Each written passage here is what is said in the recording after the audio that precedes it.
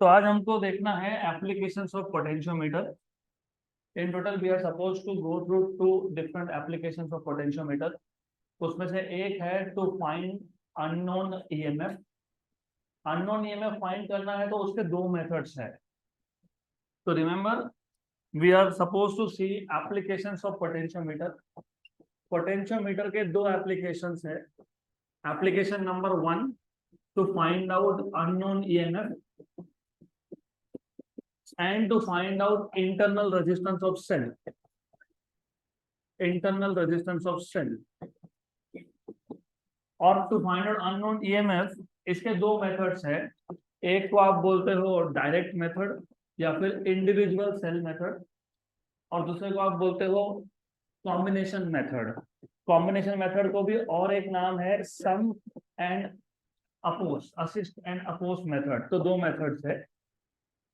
So in total, we are supposed to see two applications to find out unknown EMF and to find out internal resistance. And to find out EMF, we are going to see two different applications, मतलब two different methods. अब ये direct method और combination method में difference क्या है वो समझेगा आपको, that we will discuss later. तो पहले we will start with a very very quick recap of potentiometer. तो potentiometer is nothing but it is an instrument which is used to find out unknown EMF in comparison with known EMF. और potentiometer is nothing but a wire, uniform wire, which is mounted on a rectangular wooden box or wooden board, और इसका length था 2 to 10 metre long. Wire का नाम है AB। It is divided into segments 100 centimetre each. अगर 4 metre long wire है तो 4 segment होंगे, 5 मीटर है तो 5 सेगमेंट होंगे, etcetera etcetera. This wire is connected in series with a battery. Battery मतलब सोर्स ऑफ ईएमएफ ई। तो हमने इस वायर को कनेक्ट किया है with some source of EMF E.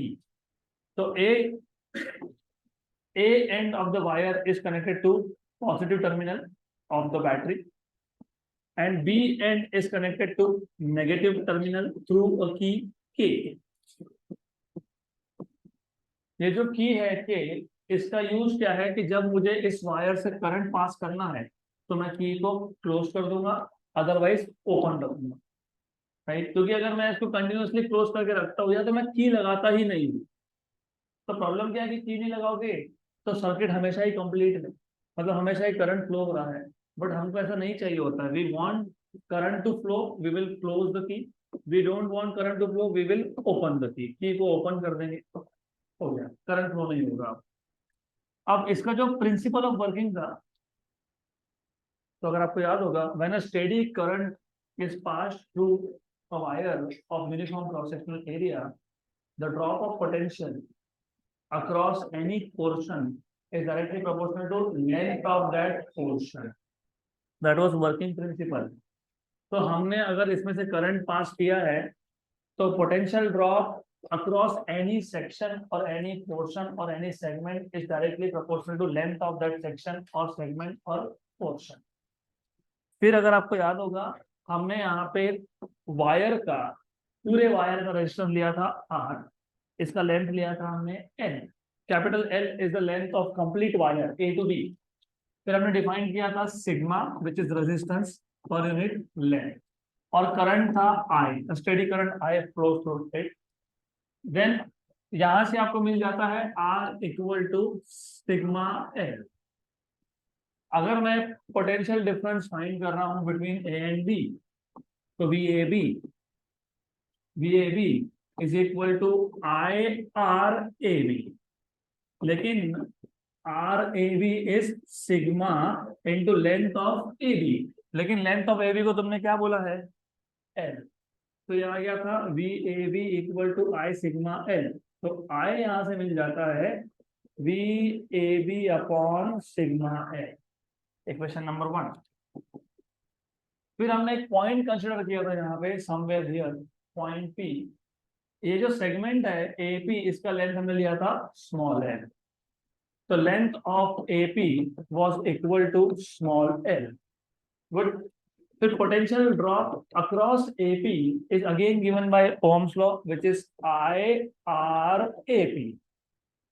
तो V A P equal to I है V A B upon sigma L, और आर है सिग्मा एल, लेकिन एल किसका, एपी का लेंथ, एपी का लेंथ क्या है, small L, sigma sigma cancel, ये है कांस्टेंट। अगर ये कांस्टेंट है तो फिर you will get V A P directly proportional to A, hence proved that the drop of potential across any segment is directly proportional to length of that segment। हो गया ये प्रूफ, गुड सिंपल। यहां से हमने और एक चीज भी डिफाइन किया था, तो V A P upon small L equal to V A B upon capital L, इसको हम लोग बोलते हैं potential gradient. Fall of potential per unit length is known as potential gradient. तो आप यहां से ये भी बोल सकते हो the fall of potential per unit length of potentiometer wire is equal to constant। तो fall of potential per unit length of potentiometer wire is equal to constant, मतलब potential gradient is equal to constant। तो यहां तक हमने कल देखा था। आज हमको स्टार्ट करना है applications of potentiometer, uses of potentiometer। Okay, तो applications, uses, जो भी वर्ड यूज किया होगा I don't remember, uses of potentiometer, uses of potentiometer। इसमें पहला यूज, फर्स्ट यूज क्या है, पहला use to to compare, compare जहां भी सुनोगे ना उसका मतलब होता है रेशो फाइंड करना। जब भी ये वर्ड आया कंपेयर मतलब रेशो, तो to compare EMF of two cell मतलब E1 अपॉन E2 फाइंड करना है आपको। तो to compare EMF of two cells मतलब E1 अपॉन E2 फाइंड करना है। इसमें दो मेथड्स है। मेथड नंबर 1 जिसको आप बोलते हो डायरेक्ट मेथड, या फिर इसको आप बोलते हो इंडिविजुअल सेल मेथड। अब इसको इंडिविजुअल सेल मेथड क्यों बोलते हैं उसका एक रीजन है, बताता हूं। पहले पूरा इसका डायग्राम समझ लेंगे हम लोग, and as usual theory part थोड़ा सा मैं लिखना अवॉइड करूंगा, थोड़ा जितना हुआ उतना लिखेंगे। देन फर्स्ट ऑफ ऑल, अभी आपको ऑलरेडी पता है कि हम लोग यूजेस ऑफ पोटेंशियोमीटर देख रहे हैं, और आपको ऑलरेडी पता है कि पोटेंशियोमीटर क्या होता है। क्या है पोटेंशियोमीटर? सिर्फ एक वायर है, वो एक बोर्ड पे माउंटेड होता है, और उस वायर का लेंथ कितना होता है, 2 to 10 मीटर, 2 to 10 मीटर। अभी अगर मैं 10 मीटर लेता हूँ फॉर एग्जाम्पल, मतलब लगभग लगभग 30 फीट हो गया, 30 फीट, अप्रोक्सीमेटली 30 फीट, मतलब क्लास के एक कॉर्नर से दूसरे कॉर्नर तक, opposite wall, one wall to another wall. अब इतना बड़ा इंस्ट्रूमेंट, इतना बड़ा सेटअप हम लोग बनाएंगे नहीं, बहुत बड़ा हो गया ना, 30 फीट मतलब बहुत बड़ा हो गया। तो हम लोग क्या करते हैं ना, हम लोग वायर को फोल्ड कर देते हैं। तो अब तक मैंने स्ट्रेट दिखाया था वायर, अब मैं स्ट्रेट नहीं दिखाऊंगा, अब सिर्फ इतना है कि मैं वायर को फोल्ड करके दिखा रहा हूँ। तो ये वायर है, वही वायर है पोटेंशियोमीटर, उसका यहाँ पे ये पॉइंट ए है, ये पॉइंट बी है। ये वायर लगभग लगभग 10 मीटर लॉन्ग होगा, सिर्फ हमने इसको फोल्ड कर दिया, क्योंकि 10 मीटर मतलब 30 फीट, और 30 फीट का टेबल बनाने का हमको तो कोई शौक है नहीं, हमको इंस्ट्रूमेंट कॉम्पैक्ट चाहिए होते हैं। क्योंकि ऑफकोर्स पोटेंशियोमीटर एक लैब से दूसरे लैब में यूज करने के लिए लेके जाना पड़ेगा ना, या फिर हमने ऑर्डर कर दिया हमको पोटेंशियोमीटर चाहिए, तो सप्लायर को सप्लाई भी करना है, तो इतना बड़ा 30 फीट का टेबल तो लेके घूम नहीं सकता वो, तो इसलिए इसको हम लोग फोल्ड कर देते हैं। तो दिस इज फोल्डेड, ये पोटेंशियोमीटर ही है। गुड। देन अब इसमें ये जो पॉइंट ए है, this point A is always connected to a battery, positive terminal of the battery. जैसे मैंने अभी बताया, ए पॉइंट कहाँ था, positive terminal of the battery मतलब सोर्स। तो यहाँ पे सोर्स है, ये आ गया आपका सोर्स। तो A is always connected to the positive of the source of EMF E. उसके बाद एक की था, अगर आपको याद होगा, था क्या की? yes। तो आपको यहाँ पे की भी देखने को मिलेगा, देयर विल बी अ की ओवर हियर, तो यू हैव अ की ओवर हियर, यहाँ पे की है की। देन यहाँ पे सिर्फ कुछ एक्स्ट्रा है, तो वो है रियोस्टैट। तो यहाँ पे रियोस्टैट आएगा, you have a rheostat over here. क्योंकि देखो बी पॉइंट कहाँ कनेक्टेड होता है, नेगेटिव को, थ्रू की के। यहाँ पे भी वही है, यहाँ पे भी वही है, B point is connected to negative terminal of the source through a key. सही है, सिर्फ यहाँ पे एक एक्स्ट्रा रियोस्टैट है, आर एच। और as I told you earlier also, rheostat rheostat का डिटेल हमको समझने की जरूरत नहीं है, we don't need to have this. सिर्फ एक बार मेंशन कर देंगे कि हाँ रियोस्टैट है, बस खत्म, डन। ओके, यहाँ तक clear.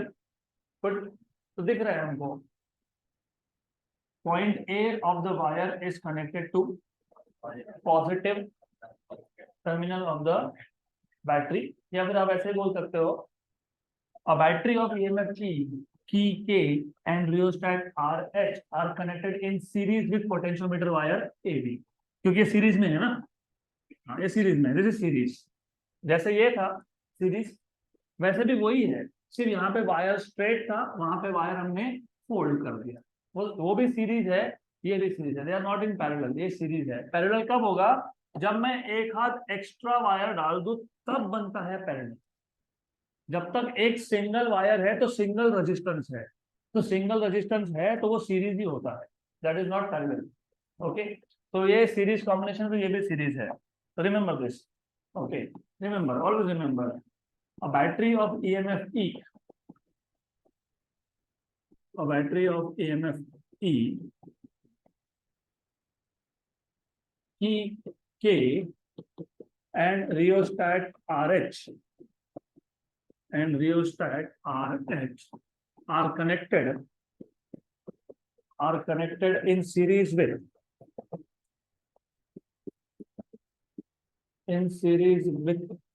potentiometer wire AB, potentiometer wire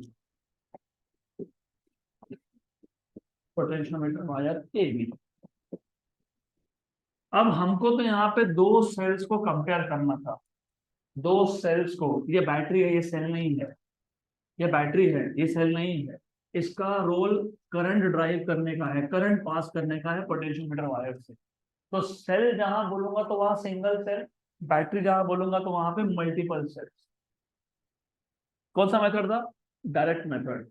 और पोटेंशियोमीटर हम लोगों ने पहले मेंशन किया है, it is used to determine unknown EMF in comparison with known EMF. मतलब आपको कम से कम दो सेल चाहिए, तो यू नीड टू सेल्स। अब ये दो सेल्स को हम लोग सर्किट में लगाते कैसे हैं, हम क्या करते हैं, जो दो सेल्स है ना, उन दोनों सेल्स का पॉजिटिव टर्मिनल, उन दोनों सेल का पॉजिटिव टर्मिनल हम लोग कनेक्ट कर देते हैं ए पॉइंट पे, और ए पॉइंट पे ऑलरेडी बैटरी का भी पॉजिटिव है।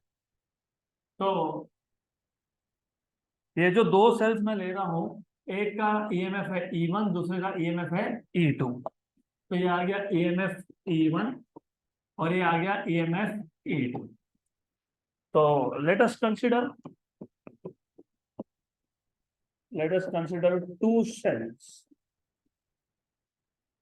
two cells of EMF E1 and E2 respectively। अब ये दोनों कनेक्ट कैसे किए, that is also important, very important. The positive terminal of the two cells are connected to point A, or point A is already connected to positive of source battery। The positive terminals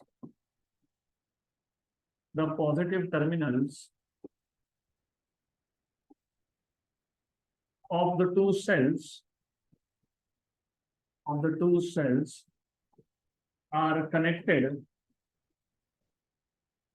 to point A, और इसके जो negative terminals है, negative terminals they are connected to key K1 and K2। the negative terminals are connected to key, दो की है यहाँ पे, K1 and K2। so you have one key here, let us say K1, and other key here, let us say K2। Okay, और ये important है, really important, क्योंकि इसका पूरा वर्किंग उस पर डिपेंड करता है। और हमने बोला था कि टोटल हमको देखने हैं दो एप्लीकेशंस, एक था डायरेक्ट मेथड, दूसरा था कॉम्बिनेशन मेथड। ये पहले यूज के दो method, to determine unknown EMF, दो तरीके से, और एक था इंटरनल रेजिस्टेंस। तीनों केसेस में क्या यूज करोगे? पोटेंशियोमीटर। मतलब जो नीचे का स्ट्रक्चर है वो एज इट इज रहेगा, सिर्फ ऊपर का स्ट्रक्चर चेंज होगा। ये भी एक तरीका होता है याद रखने का, क्योंकि प्रॉब्लम है थ्योरी थ्योरी बहुत ज्यादा तुम याद रखने के पीछे पढ़ना नहीं। बेसिक बेसिक पोटेंशियोमीटर यूज कर रहे हो ना, तो पोटेंशियोमीटर तुम जहां कहीं यूज कर रहे हो सिर्फ याद रखना नीचे का पूरा स्ट्रक्चर सेम रहने वाला है। मतलब ये तुमको हर जगह पे दिखेगा, तीन डायग्राम में दिखेगा। चेंज होगा तो सिर्फ ऊपर का पार्ट, तो चेंज होगा सिर्फ ये। ओके, और जो भी है उसको एक्सप्लेन करना है। डन। तो पॉजिटिव टर्मिनल ऑफ दो both the cells are connected to point A and their negative terminals are connected to and their negative terminals are connected to key, दो की है, keys K1 and K2। Good. अब ये जो K1 और K2 का common terminal है, the common point of K1 and K2, it is connected to galvanometer। Actually it is connected to a jockey but through galvanometer। तो इसको हमने actually connect किया है जॉकी के साथ बट थ्रू गैल्वेनोमीटर। तो आपको पता होना चाहिए जॉकी क्या था, याद है जॉकी?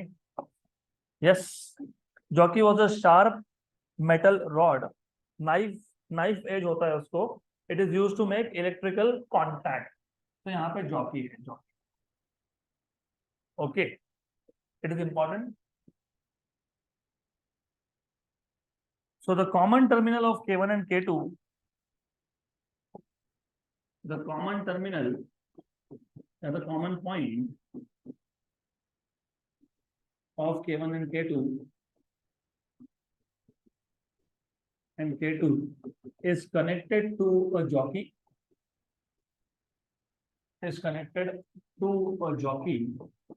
through a galvanometer,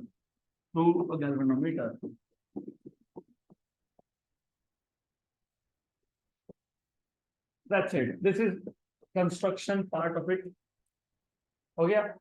अब आ जाते हैं हम लोग वर्किंग फेज पे। तो इसको अभी अगर मुझे यूज करना है to find out unknown EMF, तो हम लोग क्या करेंगे? दो केसेस बनते हैं। पहले केस में आप की K1 को क्लोज करोगे और की K2 को ओपन रखोगे। तो केस वन इसमें थोड़ा बेसिक्स जरूरी है। आपको अगर बेसिक्स पता है तो समझ में आएगा, नहीं तो फिर वापस से मुझे बेसिक्स बताना पड़ेगा। K1 की क्या था? क्लोज। K2 क्या था? ओपन। K1 को क्लोज करना और K2 को ओपन करना मतलब कौन सा सेल सर्किट में है और कौन सा सेल सर्किट में नहीं है। A1 सर्किट में है और A2 सर्किट में नहीं है। Very good, very good. ठीक है, ओके। और कुछ बेसिक चीजें और भी है जो आपको ऑलरेडी पता होना चाहिए। जैसे हमने पहले ही स्पेसिफाई कर दिया था पिछले टॉपिक में, let capital R is resistance of wire AB, resistance of wire AB, capital L is length of wire AB। ये यहाँ पे भी लगने वाला है हमको, इसके लिए पहले से लिख के रख देते हैं, length of wire AB। Sigma is, what is sigma? Resistance per unit length, उसके बाद इफ यू रिमेंबर यहाँ पे E यूज हुआ है, EMF of battery. What is E? EMF of battery. और ये जो ईएमएफ ऑफ बैटरी है ना, इसका कंडीशन होता है ये E is greater than E1 and this E is also greater than E2। ये कंडीशन होते हैं।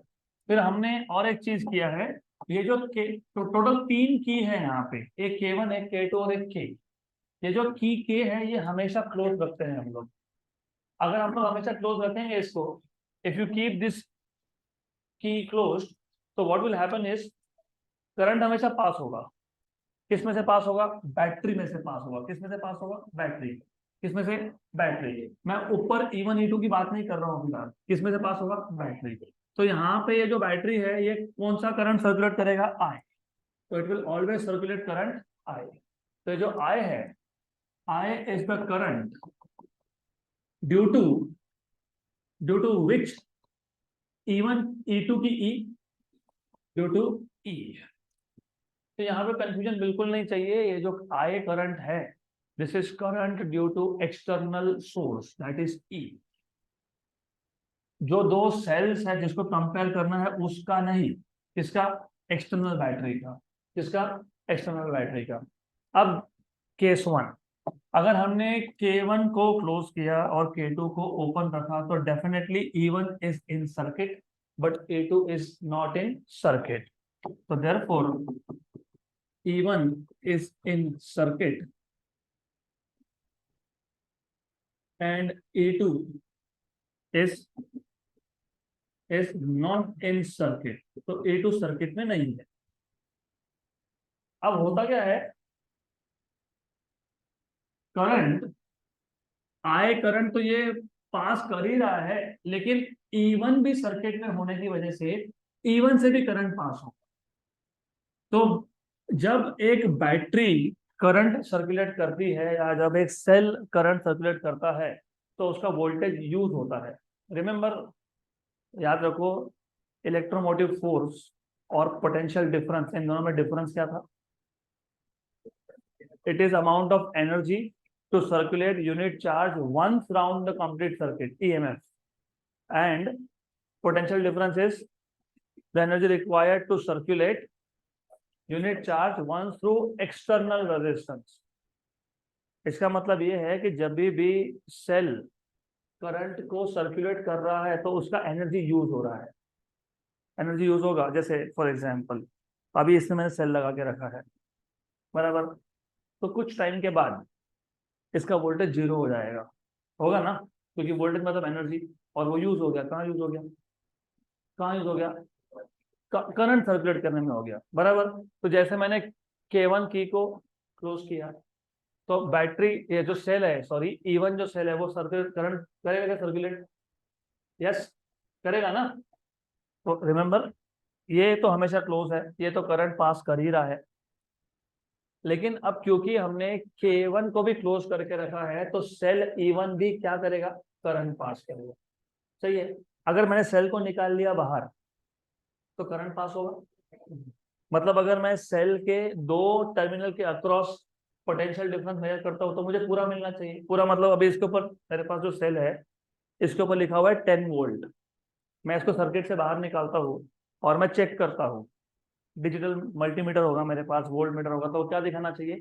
10 वोल्ट। क्या दिखाना चाहिए?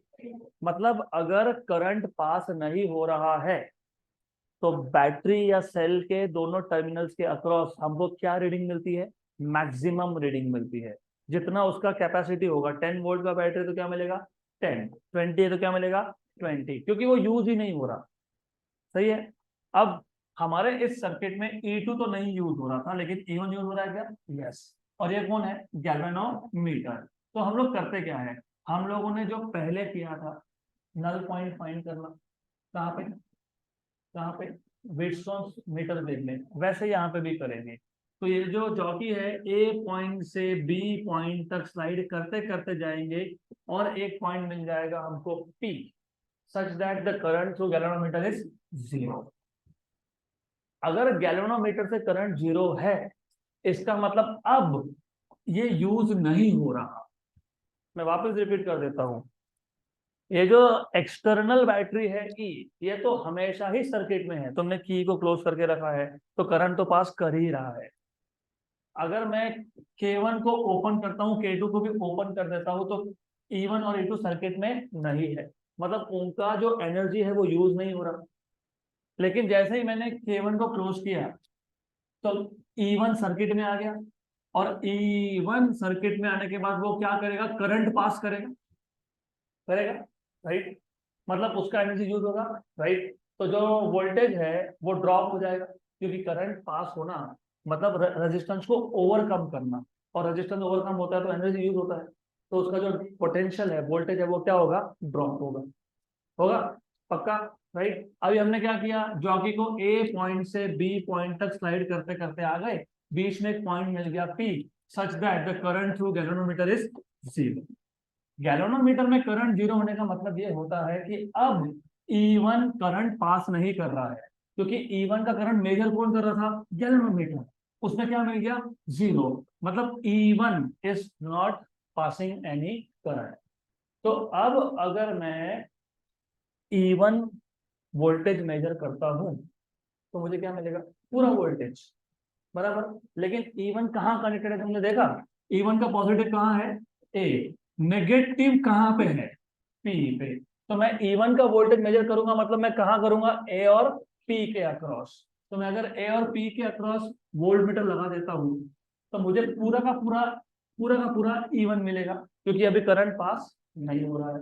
गुड। तो what you will do in this case is, now we will find a point P such that current through galvanometer is zero. Current through galvanometer is zero. और इसको बोलते हो नल पॉइंट। क्या बोलते हो इसको, null point. Therefore Ig is equal to 0 and length of AP, ये जो A से P का लेंथ है इसको मैं नाम दे दूंगा L1। क्या बोल दूंगा मैं इसको, L1। Therefore potential drop across AP equal to E1, क्योंकि मैं A और P में जब वोल्टेज मेजर करूंगा तो मुझे पूरा का पूरा कितना मिलेगा, E1, क्योंकि यूज नहीं हुआ, क्योंकि करंट थ्रू गैल्वेनोमीटर कितना था, 0। अगर ये 10 वोल्ट है और अगर गैल्वेनोमीटर से करंट पास हो रहा है तो जब मैं मेजर करूंगा तो मुझे 10 वोल्ट नहीं मिलेगा, लेस देन 10, 9 मिल सकता है, 8 मिल सकता है, 7 मिल सकता है, क्योंकि करंट पास हो रहा है। करंट पास होने का मतलब एनर्जी यूज हो रहा है। यहाँ तक क्लियर, गुड। लेकिन हमारे केस में हमने कौन सा पॉइंट फाइंड किया, नल पॉइंट। नल पॉइंट में करंट पास होता है क्या, नहीं। तो ए और पी के अक्रॉस कितना वोल्टेज मिलेगा हमको, पूरा का पूरा, पूरा कितना, E1, E1।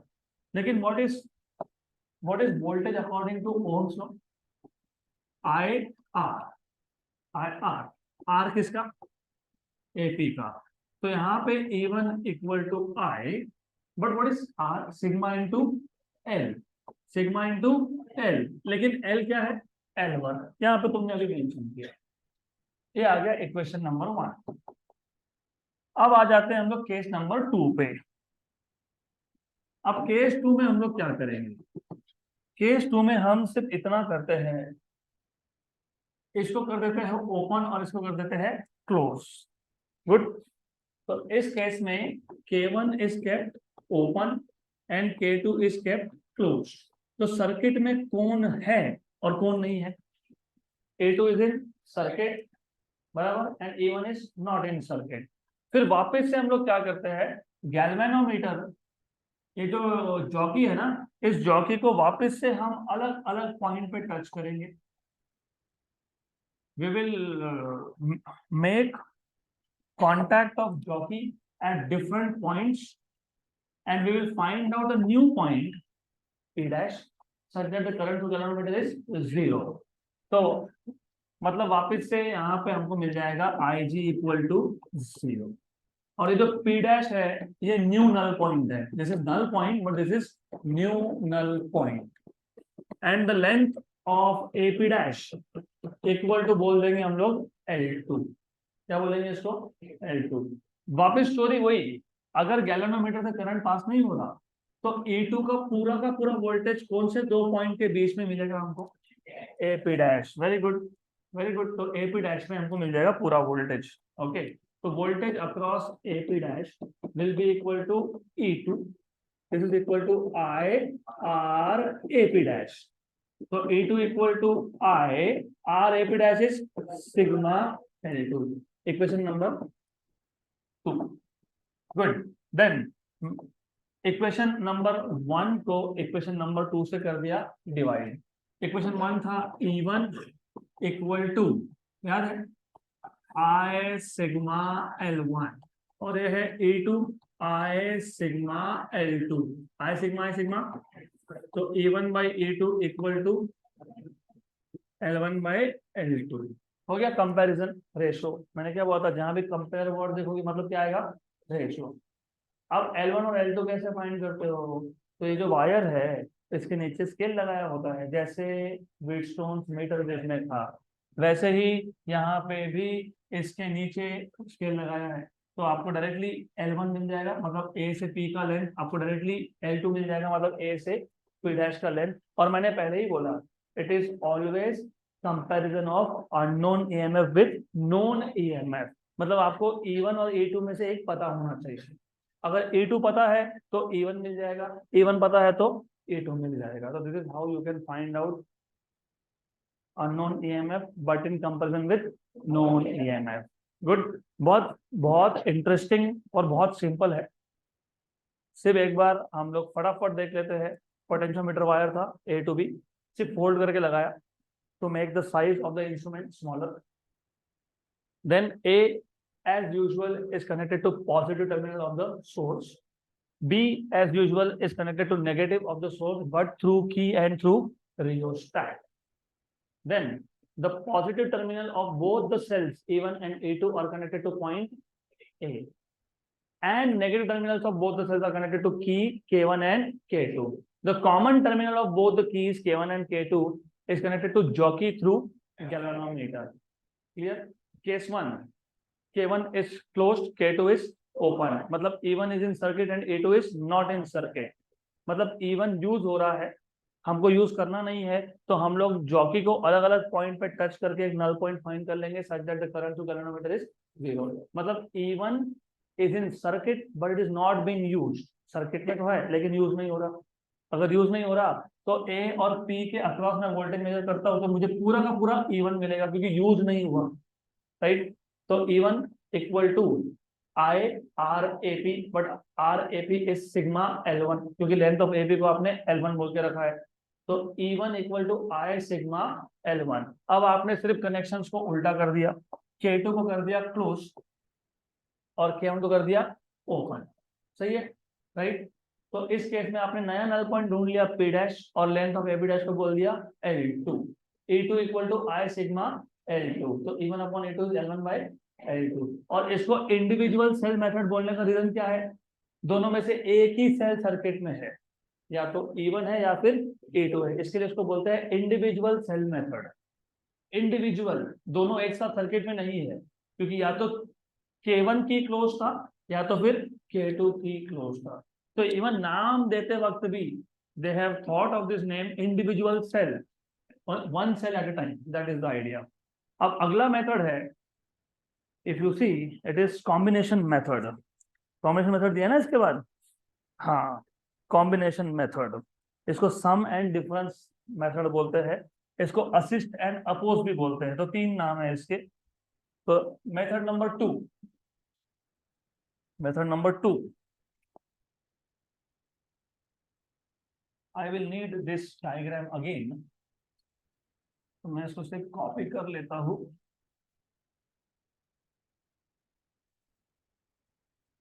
ओके, तो इसको बाद में मॉडिफाई कर देंगे, फिलहाल इसको ऐसा रहने देते हैं।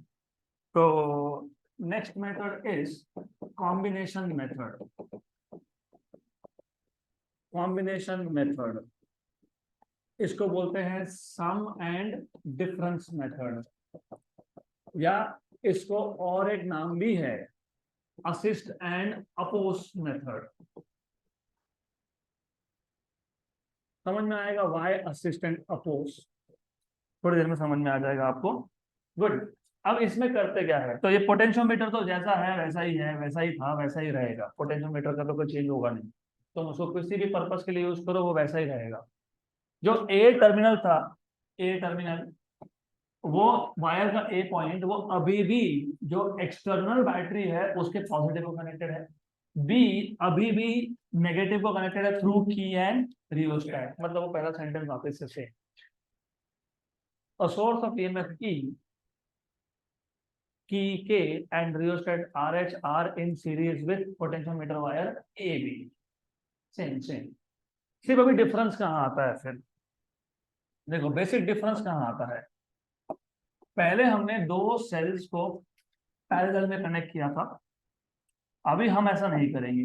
अब जो, अगर आपको याद होगा E1 और E2 दोनों का पॉजिटिव टर्मिनल कहाँ कनेक्टेड था, ए पॉइंट पे, अब वैसा नहीं है, अब सिर्फ E1 का पॉजिटिव टर्मिनल कनेक्टेड है कहाँ पे, ए पॉइंट पे। तो the positive terminal of E1, cell E1 is connected to point A, is connected to point A. और जो E2 है, E2 मैं इसको फिलहाल निकाल देता हूँ यहाँ से, बाद में वापस ड्रॉ कर लेंगे। और जो E2 है, E2 E2 और E1 के बीच में एक क्वाड्रिलैटरल शेप का की अरेंजमेंट है। पहले दो ही की थे, E1 के साथ K1, E2 के साथ K2। अब यहाँ पे ऐसा नहीं है, यहाँ पे क्वाड्रिलैटरल शेप में की अरेंजमेंट है। क्वाड्रिलैटरल मतलब चार। तो यू हैव बेसिकली 4 की हियर। एक को बोल देंगे A, then you have B, then you have C and you have D। तो 4 की अरेंजमेंट है यहाँ पे, समथिंग लाइक दिस। ओके, तो थोड़ा थोड़ा diagram notes notes book to book vary करेगा। ये ए है, then you have C, you have B and you have D. तो as I told you, book to book vary करेगा। Notes में मैंने क्या लिखा था मेरे को भी पता नहीं, चलो ऐसा किया था मैंने, ठीक है, जैसा वहां लिखा है वैसा यहाँ कर लेता हूँ। नोट्स में मैंने इसको बोला है बी, ठीक है बी, कोई दिक्कत नहीं है। इसको बोला है सी, तो सी। ये है डी, तो D. Doesn't matter, does not matter. Okay, then total cell कितने चाहिए, दो, क्योंकि ये मेथड कौन सा है, कंपैरिजन मेथड। मतलब दो में से एक नॉन और एक अननोन। तो दूसरा सेल आपको कनेक्ट करना पड़ेगा। अब दूसरा सेल आप कनेक्ट कैसे करते हो, this is also very important. तो दूसरा सेल कैसे कनेक्ट करते हो, ये जो क्वाड्रिलैटरल का एक वर्टेक्स है, इस वर्टेक्स से आप लेते हो सेल E2, पॉजिटिव नेगेटिव, ऐसा। ओके, तो ये आ जाएगा आपके पास पॉजिटिव एंड नेगेटिव, ये आ गया cell E2। This is how you connect. Good. अब हमारे पास गैल्वेनोमीटर भी था, है ना, गैल्वेनोमीटर था कि नहीं, यस। तो गैल्वेनोमीटर भी चाहिए, करते हैं उसको भी कनेक्ट करते हैं। ये सीधा कनेक्शन यहाँ से यहाँ पे, मतलब क्वाड्रिलैटरल के दो अपोजिट वर्टेक्स, क्वाड्रिलैटरल के दो अपोजिट वर्टेक्स के बीच में कौन है, सेल E2। उसके बाद यहां से हम निकालेंगे गैल्वेनोमीटर, लेकिन थ्रू अ जंपर। अभी जंपर क्या होता है पता है, सुना है जंपर, जंपर सुना है जंपर। देखो ऐसा है कि ये एक वायर है और ये दूसरा वायर है। हमको इन दोनों वायर को टच करना नहीं है, क्योंकि जंक्शन पॉइंट बन जाएगा वहां पे। हमको दो वायर को कांटेक्ट में नहीं लाना है। तो फिर हम लोग क्या करते हैं, फॉर एग्जाम्पल इमेजिन, इमेजिन ये एक वायर है और यहाँ पे दूसरा वायर है, टच नहीं करना है। तो हम एक वायर के ऊपर से दूसरा वायर लेते हैं, राइट, दिख रहा है ऐसा। हाँ, इसको बोलते हैं जंपर। क्या बोलते हैं इसको, तो यहाँ पे भी हमने जंपर दे दिया है, ये जंपर है। तो इसका सिंपल इलेक्ट्रॉनिक्स में मतलब ये होता है कि the two wires are not touching each other, simple language. Good. अब यहां से आप निकाल लेते हो गैल्वेनोमीटर, बस इतना ही डिफरेंस है। यहाँ से हम निकाल लेते हो गैल्वेनोमीटर, ये आ गया गैल्वेनोमीटर। और फिर गैल्वेनोमीटर को तो पता ही है क्या कनेक्टेड होता है, what is connected to galvanometer, jockey. वो फिर वैसा, तो ये आ गया जॉकी। तो you have jockey connected to galvanometer. Clear यहाँ तक, गुड। तो एज आई टोल्ड यू कि जो डिफरेंस है वो सिर्फ ऊपर के पार्ट में आता है, नीचे नहीं। इंडिविजुअल सेल मेथड में E1 and E2 are in parallel branches with K1 and K2, दो की। The negative, the negative terminal of both the cells are connected to two keys K1 and K2, and the common terminal of K1 and K2 is connected to galvanometer, jockey through galvanometer। यहाँ पे सिर्फ क्या है कि यहाँ पे आपके पास दो की जगह पे चार की है, ABCD। यू हैव 4 की in the shape of quadrilateral. उसमें से जो दो अपोजिट वर्टेक्स है, वहां उन दोनों के बीच में क्या लगा के रखा है आपने, E2, राइट। और फिर जो एक वर्टेक्स बच गया, थ्रू अ जंपर क्या कनेक्ट किया है, गैल्वेनोमीटर। आया समझ में यहाँ तक, पक्का, क्लियर, एकदम क्लियर। कंस्ट्रक्शन समझ में आया, क्योंकि ये समझेगा तो फिर आपको सम, असिस्ट, डिफरेंस, अपोज ऐसा क्यों बोला तब समझ में आएगा, और कॉम्बिनेशन क्यों बोला है ये भी समझ में आएगा। जैसे पिछला केस था पिछले केस में इंडिविजुअल सेल मेथड था, मतलब एट अ टाइम एक ही सेल सर्किट में, दूसरा नहीं था। कॉम्बिनेशन मेथड में एट अ टाइम दोनों ही सर्किट में है, लेकिन इसमें भी दो केस बनेंगे। Case one A and B are close, दो की जो है वो क्लोज्ड है और दो की जो है वो ओपन है। इसका मतलब क्या?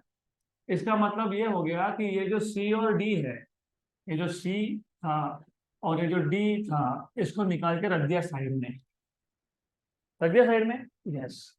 अब मेरे को बताओ E1 का नेगेटिव टर्मिनल किसको कनेक्टेड है? E2 के पॉजिटिव को, बराबर। तो जो E1 से इलेक्ट्रॉन निकलेंगे नेगेटिव टर्मिनल से, उसको E2 अट्रैक्ट करेगा कि अपोज करेगा? अट्रैक्ट करेगा। अट्रैक्ट करना मतलब करंट सर्कुलेट करने में हेल्प करना, इसके लिए क्या बोला है? सम या फिर असिस्ट, बराबर। और E2 का जो नेगेटिव टर्मिनल है, अगर आप देख रहे हो कहाँ कनेक्टेड है? गैल्वेनोमीटर को। E2 का नेगेटिव कहाँ कनेक्टेड है? गैल्वेनोमीटर को, बराबर, राइट। तो ये case number 1। In this case A and B are closed, C and D are open, but at a time both the cells are in circuit. But negative of E1 is connected to positive of E2, which means E2 is helping E1 to circulate current, right? So यहाँ पे E1 and E2 are said to assist each other, are said to assist each other, since negative terminal of E1 is connected to positive of E2। Clear? अब फिर वही story वापस से देखो, ये जो एक्सटर्नल बैटरी था वो अभी भी करंट सर्कुलेट कर ही रहा है, उसमें नो चेंज। लेकिन इस बार E1 प्लस E2, क्योंकि सम है, असिस्ट है, तो E1 प्लस E2 मिलके क्या कर रहे हैं? करंट सर्कुलेट कर रहे हैं। फिर हम लोग क्या करेंगे? हम लोग वापस से ए से बी तक स्लाइड करते करते जाएंगे और एक पॉइंट ढूंढ लेंगे such that the current through galvanometer is 0। और उसको क्या बोलोगे? Null point. तो हमको एक नल पॉइंट मिल गया P, सच दैट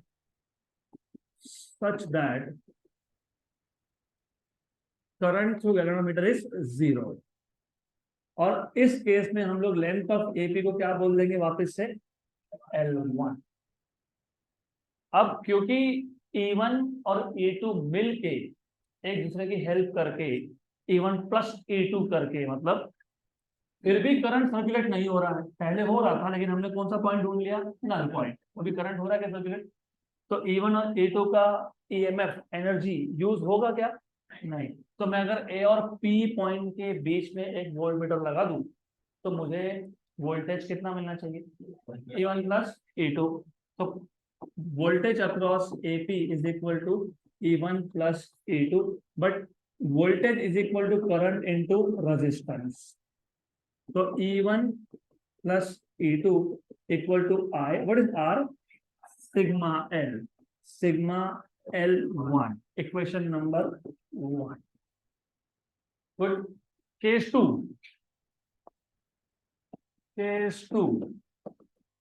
टू में what will you do is उल्टा।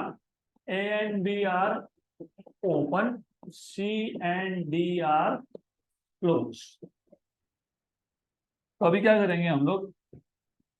इसको यहां लगा देंगे, इसको वापस यहां लगा देंगे, A और B को साइड में कर देंगे, राइट। अगर आप देखोगे तो E1 का नेगेटिव E2 के नेगेटिव को कनेक्टेड है, बराबर, सही है, गुड। अभी ये असिस्ट करेगा कि अपोज करेगा? अपोज करेगा। इसके लिए कंडीशन बढ़ जाती है। अगर आपको याद होगा पिछले केस में आपने बोला था E1 A E is greater than E1 and E is greater than E2। ये तो रहेगा ही, ये तो अभी भी है। एक और कंडीशन बढ़ गई, E1 should also be greater than E2। अब ये क्यों बढ़ा? इमेजिन उल्टा होता। इमेजिन E2 10 वोल्ट है और E1 5 वोल्ट है। जब आपने C और D क्लोज किया, A और B ओपन किया, E1 का नेगेटिव किसको कनेक्टेड है? E2 के नेगेटिव। ज्यादा पावरफुल कौन है? E2। तो वो E1 के करंट को आने ही देगा नहीं, और अगर करंट आएगा ही नहीं तो करंट गैल्वेनोमीटर से जाएगा ही नहीं, और जब जाएगा ही नहीं तो तुम क्या नल पॉइंट फाइंड करोगे? राइट। तो ये एक्स्ट्रा कंडीशन है, ये एक्स्ट्रा कंडीशन है कि जब E1 का नेगेटिव E2 के नेगेटिव को कनेक्टेड है तो E1 should be greater than E2। अगर वैसा नहीं हुआ, E1 अगर E2 से कम हुआ, तो यहां से करंट कभी पास ही नहीं होगा। फिर तुम A पे टच करो, B पे करो, कहीं पे भी लगा दो, current will always be zero. Right, that is why you have extra condition in this case, E1 is greater than E2। अब क्योंकि E1 ग्रेटर देन E2 है, मतलब यहाँ का वोल्टेज E2 कम है, E1 ज्यादा है। E1 दो अपोजिशन है, लेकिन ये पावरफुल है, ये फिर भी जबरदस्ती करंट पास कर ही देगा। करंट पास करेगा तो अभी हमको गैल्वेनोमीटर में करंट मिलेगा। कि करंट गैल्वेनोमीटर करंट मिलेगा तो हम लोग जॉकी को अलग अलग पॉइंट पे टच करेंगे और फाइनली क्या फाइंड कर लेंगे? P dash. तो यहाँ पे जो P डैश है ये है new null point, such that current through galvanometer is 0 and length of AP dash is equal to L2। अब क्योंकि करंट थ्रू गैल्वेनोमीटर 0 है तो मैं वापस से A और P डैश इन दोनों में वोल्टमीटर लगाऊंगा, तो मुझे क्या मिलेगा? E1 minus E2। तो voltage across AP dash, voltage across AP dash equal to E1 minus E2 which is IR AP dash। लेकिन resistance is sigma L, therefore E1 minus E2 equal to I sigma L2। Equation number 2। फिर वही equation 1 को 2 से divide कर दो, तो E1 plus E2 upon E1 minus E2 equal to I सिग्मा L1 upon I सिग्मा L2। तो I सिग्मा कैंसल, तो आपको मिल गया E1 by E2, sorry E1 plus E2 upon E1 minus E2 equal to L1 upon L2। लेकिन हमको सबसे पहले बता दिया था कंपेयर करना है, तो कंपेयर मतलब E1 अपॉन E2, यहाँ तो E1 plus E2 upon E1 minus E2 है, तो चलेगा क्या? नहीं। तो हमको क्या चाहिए? स्ट्रिक्टली क्या चाहिए? तो have you heard of something called as componendo dividendo? Yes. तो यूजिंग कंपोनेंडो डिविडेंडो, जिनको नहीं पता आज पता लग जाएगा। यूजिंग कंपोनेंडो डिविडेंडो, कंपोनेंडो एक ऑपरेशन है, डिविडेंडो दूसरा ऑपरेशन है, दोनों को कंबाइन कर दे तो कंपोनेंडो डिविडेंडो बन गया। इसमें करते इतना ही है, न्यूमरेटर में लिखते हैं न्यूमरेटर प्लस डिनोमिनेटर, और डिनोमिनेटर में लिखते हैं न्यूमरेटर माइनस डिनोमिनेटर। हमारे केस में न्यूमरेटर कौन था? E1, और डिनोमिनेटर कौन था? E1 minus E2। तो numerator was E1 plus E2, denominator was E1 minus E2। Componendo मतलब न्यूमरेटर में न्यूमरेटर प्लस डिनोमिनेटर, और डिविडेंडो मतलब डिनोमिनेटर में न्यूमरेटर माइनस डिनोमिनेटर। और मैथ्स में जो भी ऑपरेशन तुम लेफ्ट साइड पे कर रहे हो वो राइट साइड पे भी करना पड़ेगा। तो L1 plus L2 upon L1 minus L2। ऐसा नहीं बोल सकते कि मुझे कंपोनेंट और डिविडेंड सिर्फ लेफ्ट हैंड साइड पे लगाना है, ऐसा होता नहीं है, दोनों साइड पे करना पड़ता है आपको। तो न्यूमरेटर में क्या बचा? 2E1, E2 तो हो गया कैंसल, 2E1। यहाँ क्या बचा? 2E2, क्योंकि E1 minus E1 cancel, E2 minus of minus L1 plus L2 upon L1 minus L2, 2 हो गया कैंसल। तो आपको मिल गया E1 upon E2, E1 upon E2 equal to L1 plus L2 upon L1 minus L2। आ गया compare मतलब ratio. फिर वही E1 पता है तो E2 मिल जाएगा, E2 पता है तो E1 मिल जाएगा। L1 L2 तो तुमको पता ही है, क्योंकि वो जो पोटेंशियोमीटर वायर था उसके नीचे क्या था? स्केल था। क्लियर? अब सेकंड एप्लीकेशन, ये पहला एप्लीकेशन के दो मेथड्स थे, और इसको कॉम्बिनेशन मेथड क्यों बोला? क्योंकि या तो E1 प्लस E2 है या तो E1 माइनस E2 है, मतलब दोनों सेल सर्किट में है, इधर they are assisting each other और they are opposite each other. तो both are in the circuit, that is why it is called as combination method. उसके बाद to find out internal resistance of a cell, to find out internal resistance of a cell, to determine internal resistance of cell, to determine internal resistance of cell। अब यहाँ पे हम लोग potentiometer क्यों use कर रहे हैं उसका भी एक क्वेश्चन आना चाहिए आपको। क्या हम इंटरनल रेजिस्टेंस किसी और मेथड से नहीं फाइंड कर सकते क्या? नहीं कर सकते। क्यों नहीं कर सकते? क्योंकि वो सेल का इंटरनल प्रॉपर्टी है। सेल जिसका काम था एनर्जी सप्लाई करना टू ओवरकम एक्सटर्नल रेजिस्टेंस, लेकिन उसके खुद के मटेरियल ने ही रेजिस्टेंस ऑफर कर दिया, तो देयर इज इंटरनल रेजिस्टेंस। अगर मुझे इंटरनल रेजिस्टेंस मेजर करना है तो मुझे सेल को तोड़ना पड़ेगा। The moment you break a cell, the basic properties of cell are gone. क्योंकि तुम कैसे मेजर करोगे? सेल के अंदर जाके तुम इंस्ट्रूमेंट नहीं लगाओगे ना मेजर करने के लिए। नहीं, मैं सेल के अंदर लगाऊंगा, तो तू सेल के अंदर लगाओगे तो तुम सेल डैमेज कर दोगे, तो डायरेक्टली तुम मेजर कर नहीं सकते। इसके लिए हमको इनडायरेक्ट मेथड यूज करना है। तो इनडायरेक्ट मेथड यूज करने के लिए फिर हमने एक पोटेंशियोमीटर देखा था, उसी को यूज कर लेंगे।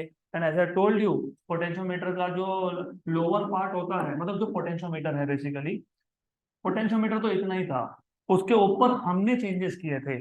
तो यहाँ पे नीचे का जो पोटेंशियोमीटर है वो वापस से वैसा का वैसा है, with no change at all, absolutely no change. अब यहाँ पे क्या करते हैं फिर? यहाँ पे हम लोग वापस से सेम स्टोरी है। A source of EMF E key K rheostat RF is connected in series with potentiometer wire AB. Same story वापस। वही resistance capital R is the resistance of wire AB. Capital L is the length of wire AB. Sigma is resistance per unit length of wire AB. सब same. सिर्फ एक छोटा सा confusion होता है जो नहीं होना चाहिए इसके आगे। हमने यहाँ पे करंट क्या लिया था? आर। जब तुम नोट्स पढ़ोगे तो यहाँ पे मैंने एक्सटर्नल सर्किट में करंट की बात ही नहीं की है। तो जो भी मैं ऊपर सर्किट बनाने वाला हूँ, सिर्फ करंट हमको उसी का चाहिए। तो मैंने उस करंट को क्या बोल दिया? आई।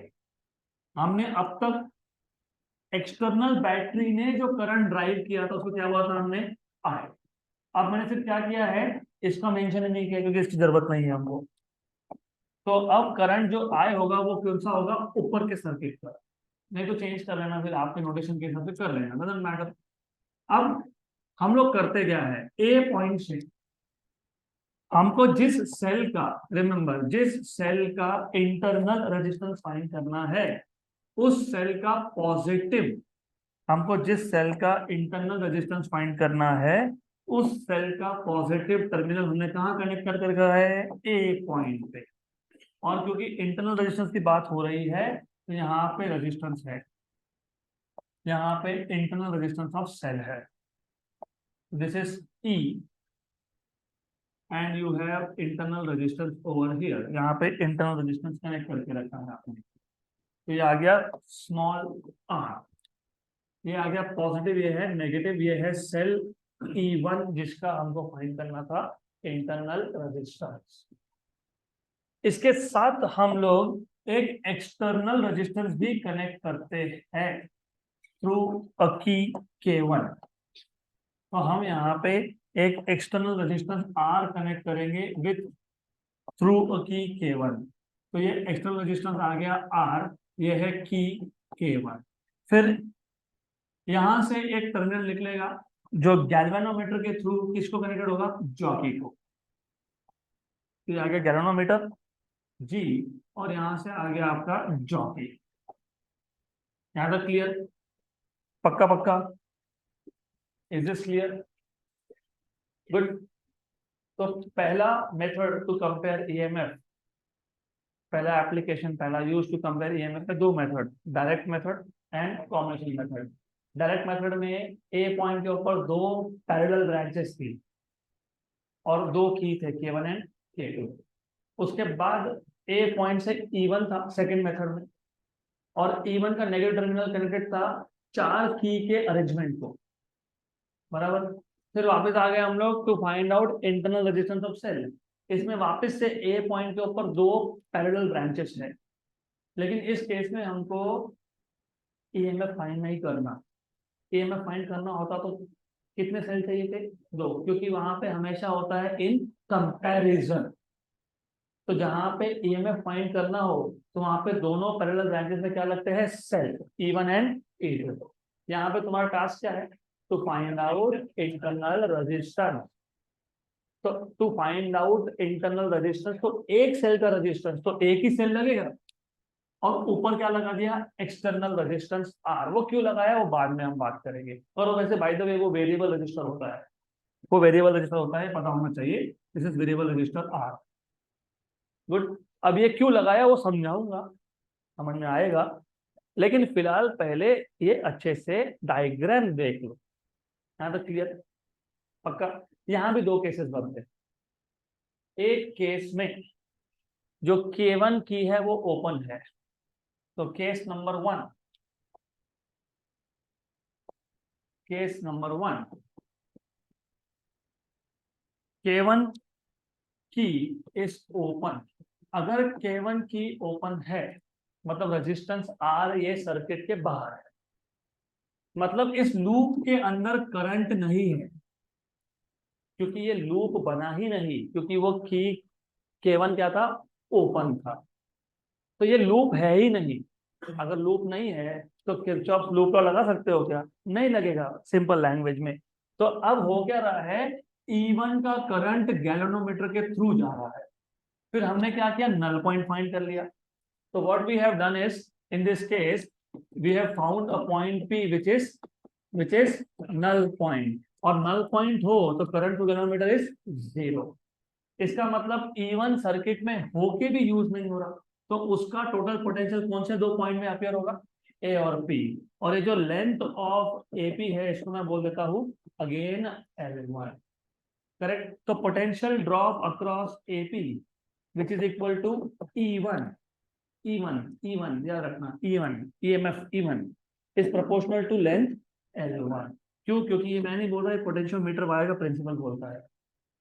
Potential drop is directly proportional to length of the section.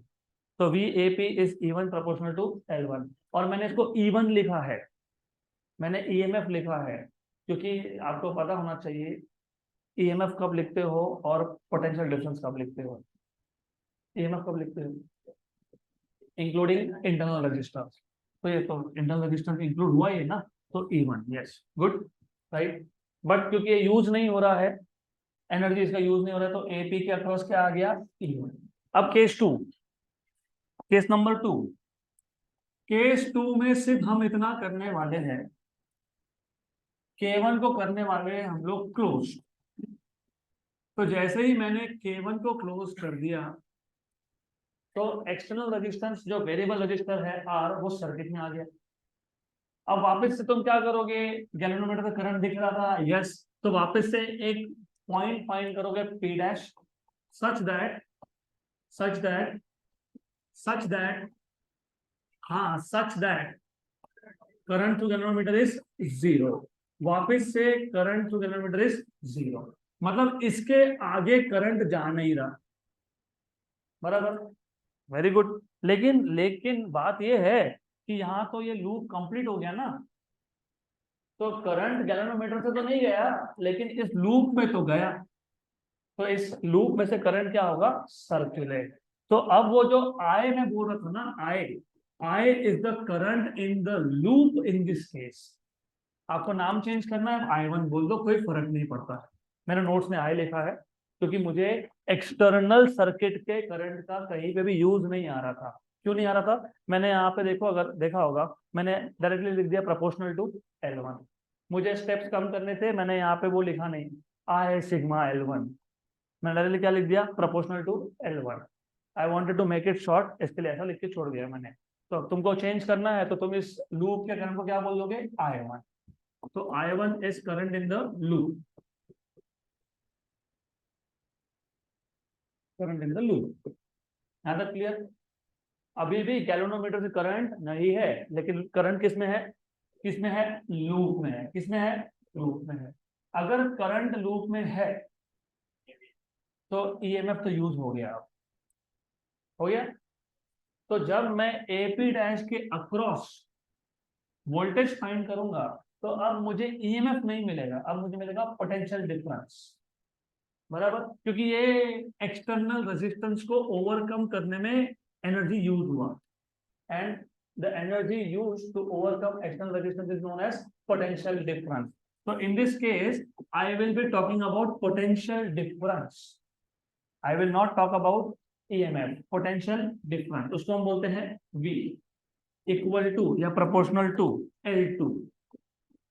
क्यों? क्योंकि वापस से पोटेंशियोमीटर का प्रिंसिपल था, तो potential difference is proportional to length of the section. और यहाँ पे जो ये नया नल पॉइंट था वो ए पॉइंट से कितना दूर था?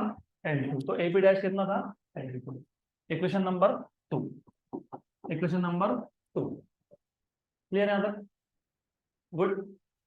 जब सीधी उंगली से काम नहीं बनता तो टेढ़ा करना पड़ता है। तो अभी समझ जाएगा कि ऐसा सब क्यों कर रहे हैं हम लोग। हमने पहले ए पॉइंट से एक सेल लगा दिया और पैरेलल में एक वेरिएबल रजिस्टर लगा दिया की के साथ, फिर की को ओपन रखा, फिर की को क्लोज कर दिया। दो इक्वेशन मिल गए, और दो इक्वेशन मिलते तो क्या करते हो? डिवाइड करते हो। तो कर लो divide. E1 by V equal to L1 by L2। बराबर, सही है। V फाइंड करना तो कोई बड़ी बात नहीं है, V इक्वल टू IR। लेकिन करंट क्या था? I1। यहां से करंट क्या था? I1। तो R के अक्रॉस पोटेंशियल डिफरेंस क्या होगा?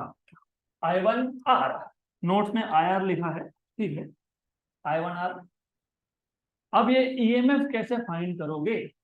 Do you remember Kirchhoff loop law? हाँ, तो किरचॉफ लूप लॉ लगाओ।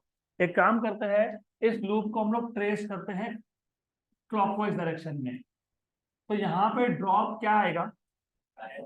Minus I1R। क्यों? Because I am tracing in the direction of current. तो according to Kirchhoff loop law या applying Kirchhoff voltage law, you get minus I1R।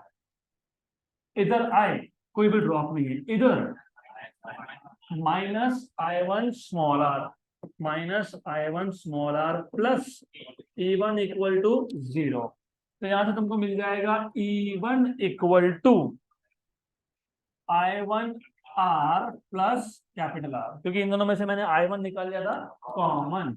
इसको equation 3 बोलूंगा, इसको equation 4 बोलूंगा, इसको इक्वेशन 5 बोल देता हूँ। इक्वेशन नंबर 4 और 5 कहाँ सब्स्टिट्यूट करोगे? 3 में। तो from equation number 3, 4 and 5, look, E1, what is E1? I1 R plus capital R, V I1 R equal to L1 by L2। I1 हो गया कैंसल, कैंसल। तो ये क्या आ गया बता? Small r by capital R plus capital R by capital R is 1 L1 by, ये जाएगा वहां पे। तो small r by capital R is L1 by L2 minus 1। तो small r by capital R is L1 minus L2 upon L2। तो small r is capital R L1 minus L2 by L2। अब तुमको समझ में आएगा कि variable resistor क्यों था। अगर तुमको इंटरनल रजिस्टेंस फाइंड करना है तो तुमको L1 भी चाहिए, L2 भी चाहिए, वो तो तुमको मिल गया स्केल से। तुमको ये भी चाहिए, और अगर तुमको ये पता नहीं है तो सॉल्व नहीं हो पाएगा। इसके लिए वहां पे कौन सा रजिस्टेंस लगाया हमने? वेरिएबल। क्योंकि वेरिएबल हम लोग सेट करते हैं। तो हमको पता था कि 10 ओम है कि 15 ओम है कि 20 ओम है कि 100 ओम है। तो that is something that you already know. तो by knowing variable resistance R and also the balance point, इसको बैलेंस पॉइंट बोलते हैं वैसे, L1 and L2, you can find out internal resistance बिना सेल को खोले, बिना सेल को डैमेज किए। You can just connect the cell in this way to a potentiometer. Keep the key K1 open first, and then in the case 2 insert the key. You get two equations. You divide the two equations, and then you get another equation for small r, which is capital R, L1 minus L2 by L2. Clear यहाँ तक? Good. तो अभी ये जो last application है to find out or to determine internal resistance, ये मैं next lecture में वापस रिवाइज करूंगा, and then we will solve numerical from this.